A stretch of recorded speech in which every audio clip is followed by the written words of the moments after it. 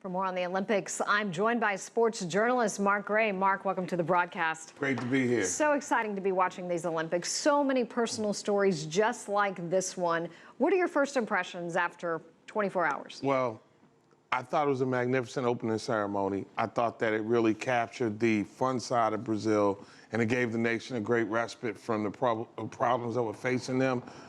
Lights, camera, Brazil, you know, you got the bossa nova, the calypso kind of music. I thought it was a great spectacle. I thought that earlier in the day got a chance to watch the bike racers navigate through the mountains and what have you. And really, when you just look at the beauty of the nation, that's the kind of stuff that stuck out to me. I also looked at the swimming pool, and I think that we've seen the first of what will be many world records. Oftentimes the layout, the landscape, just certain venues produce epic performances, and that particular venue looks like it's going to be one of them. And then, of course, for any Olympics, the beach volleyball is really the great hangout slash epic competition. And that's a national pastime in Brazil. So I would expect it to be lights, camera, all fun there.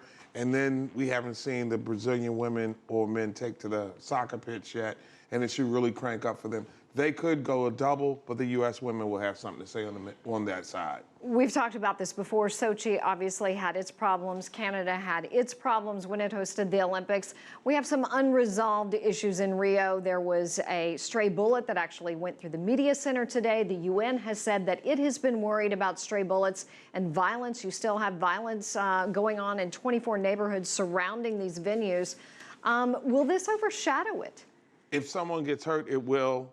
I still believe that it's going to be the safest place on the planet during the Olympics. But the question is, like you say, stray bullets, someone not even really what you would think in a dangerous place to influence. I'd have never thought that a bullet would make it through into a situation like that through the unbelievable amount of security. So there are some concerns here. And this is a different kind of terroristic time.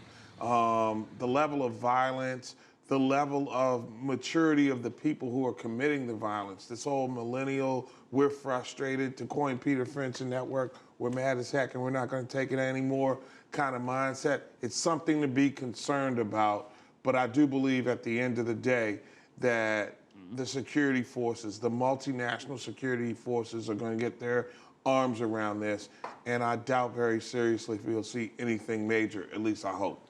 We profiled an incredibly inspiring story of the Syrian swimmer Yusuf Mardini taking part for the refugee team.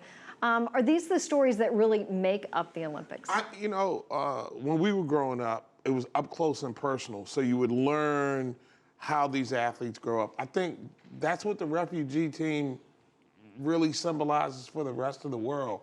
It's the personification of the Olympic spirit, where if you're not going to win, you got to be brave in the attempt. And I think that that's what they're doing right now. So you probably could hang out and fill a reporter's notebook, aisles of video files with stories from that team alone, not to diminish the significance of what other athletes are all overcoming, but the refugee team really has, you can't help but have a soft spot for them because of the humanitarian issues that they face on a platform that gives them an opportunity to speak on it, much like other platforms and other athletes that we've seen who may take advantage of it, particularly from the United States.